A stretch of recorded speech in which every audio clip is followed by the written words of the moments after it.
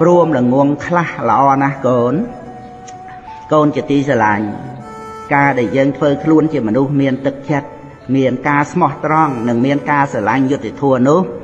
អ្នកដទៃគេអាចមើលមកថាយើងល្ងងមិនចេះរស់ស៊ីមិនចេះចង់មានចង់បានមិនចេះឆក់ឱកាសកូនហើយព្រមឲ្យគេថាទៅចោះព្រមឲ្យគេថាល្ងងល្អជាងកូនជាមនុស្សមិនមានទឹកចិត្តមិនមានសុចរិតឆ្មោះនិងមិនមានយុត្តិធម៌កូនធ្វើការដោយស្មោះត្រង់មានទឹកចិត្តចំពោះអ្នកដទៃស្លូតបូតត្រឹមត្រូវសូម្បីមិនសូវមានទ្រព្យលើសអំពីការប្រើប្រាស់ដោយគេក៏ដោយតែកូនសប្បាយចិត្តគ្រួសារយើងអាចខ្វះខាតខ្លះប៉ុន្តែមានការកក់ក្ដៅរស់នៅឃើញមុខគ្នាមិនគិតខ្វល់ឬរង្គៀសចិត្តក្នុងរឿងអ្វីច្រើនដែររវាងការមានបានទ្រព្យសម្បត្តិតែមិនមានការកក់ក្ដៅនិងមានការកក់ក្ដៅគ្រាន់តែមិនសូវមានទ្រព្យពីរយ៉ាងនេះតើកូនជ្រើសរើសយកមួយណា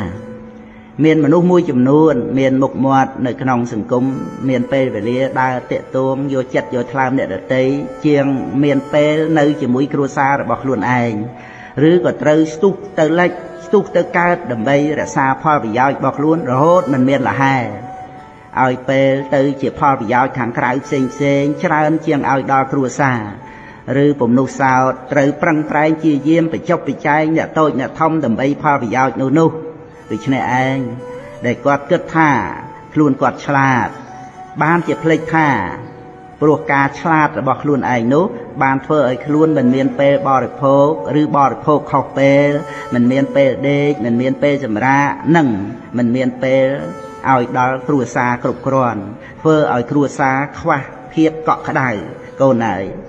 ពិតមែនហើយថាក្នុងគ្រួសារចាំបាច់ត្រូវមានប្រាក់ប៉ុន្តែមិនមែនឲ្យតែមានប្រាក់គឺមានសុភមង្គលមានភាពកក់ក្ដៅក្នុងចិត្តក្នុងជីវិតទៅសពគ្រប់នោះទេមានស្ត្រីជាភរិយាច្រើនណាស់ដែលមិនខ្វះទ្រព្យសម្បត្តិមានសុទ្ធតែរបស់ល្អរបស់ថ្លៃប៉ុន្តែជាប្រកដីមានមុខអាប់ស្រពោនព្រោះខ្វះភាពកក់ក្ដៅពីស្វាមីនោះឯងមនុស្សដែលគិតថាខ្លួនឯងឆ្លាតតែមិនមានពេលដេកនៅផ្ទះត្រូវចោលប្រពន្ធចោលកូនជារឿយខ្វះការស្មោះត្រង់ជាមួយនឹងមួយខ្វះធัวសន្តោស